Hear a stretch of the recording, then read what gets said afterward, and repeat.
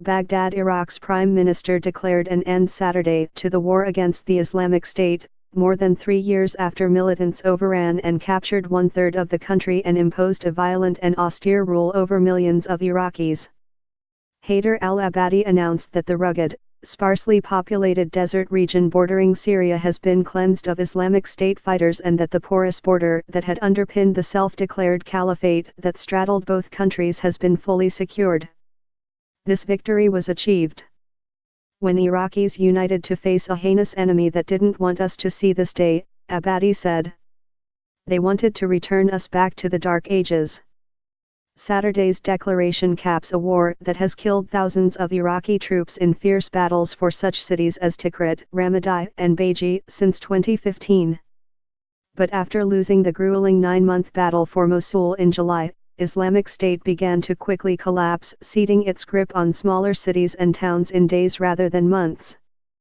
The explosive rise of the militants in 2014 drew the United States back into Iraq, with more than 5,000 U.S. troops assisting Iraq's military as it wrested back land. The Islamic State's growth also saw the United States enter Syria's battlefields, already crowded with Russian and Iranian proxy forces that buttressed the unsteady rule of President Bashar al-Assad. The coalition congratulate the people of Iraq on their significant victory against Number Daesh. We stand by them as they set the conditions for a secure and prosperous future Iraq, the U.S.-led coalition wrote in a tweet, using the Arabic name for the Islamic State. Last month, Iran and Russia declared victory over the Islamic State in Syria, though fighting continues in small pockets near the border with Iraq. The Syrian Democratic Forces, a group of mostly Kurdish fighters backed by the United States, won back Islamic State's de facto Syrian capital of Raqqa in October.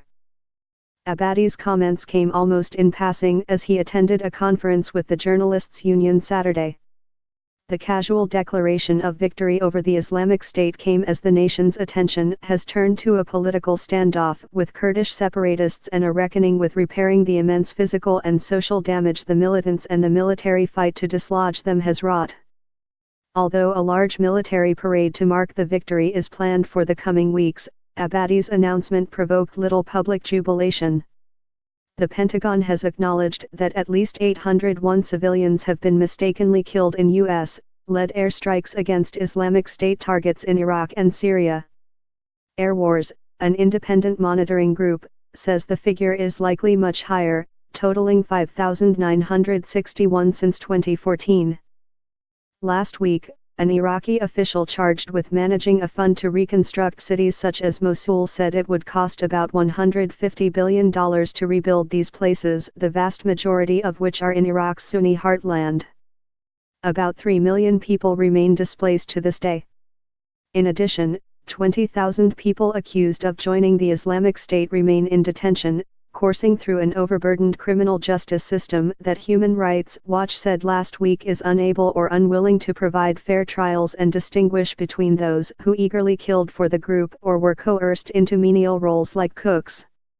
Iraqi forces are also bracing for Islamic State's continued presence as an underground insurgency that has returned to its traditional tactics of terrorist attacks.